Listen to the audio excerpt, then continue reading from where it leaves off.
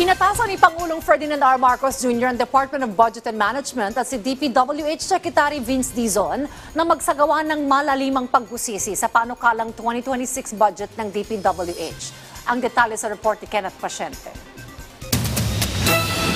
Para masilip ang posibleng duplication o pagkakaulit ng mga flood control projects, iniutos ni Pangulong Ferdinand R. Marcos Jr. sa Department of Budget and Management at kay Department of Public Works and Highway Secretary Vince Dizon ang malawakang pagsusuri sa panukalang budget ng DPWH sa ilalim ng 2026 National Expenditure Program o NEP. Binigyang diin ng Pangulo na dapat humantong ang pagsusuri sa mga kinakailangang pagbabago upang matiyak ang transparency, accountability at wastong paggamit ng pondo ng bayan. Ayon sa kanya, kailangang matiyak na ang mga pondong inilaan ay mapupunta sa mga proyektong pang-infrastruktura na tunay na pakikinabangan ng mga Pilipino.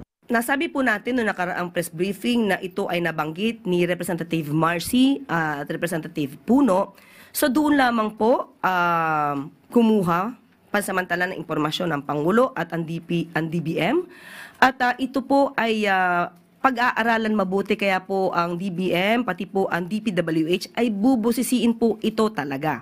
Dagdag pa ni Castro, dahil hindi na maaaring ibalik sa DBM ang NEP, maaaring magkaroon lamang ng pagtatama sa budget ng DPWH. Kung totoo bang nagkaroon ng mga duplication, nagkaroon ng insertion, dapat po kasi matanggal ito through errata.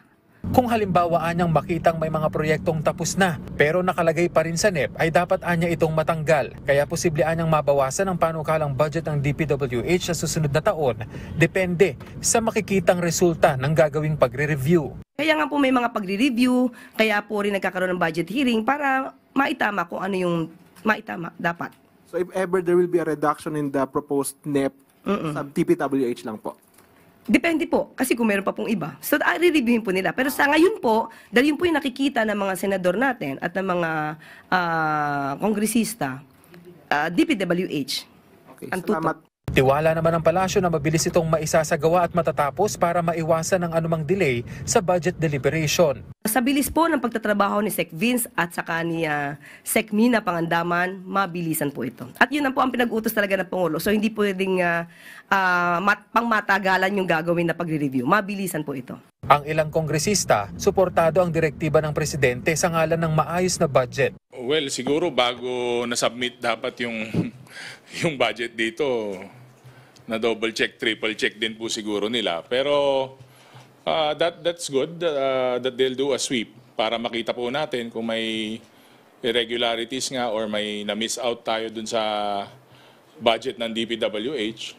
Si DS Puno, meron talaga siyang nakita, sina Congressman Teodoro, may nakita silang nag-uulit hindi ba, na mga line items. And ang totoo, the burden of this particular review is on DPWH and on the DBM. So, okay, pag-aralan ho nila, walang problema.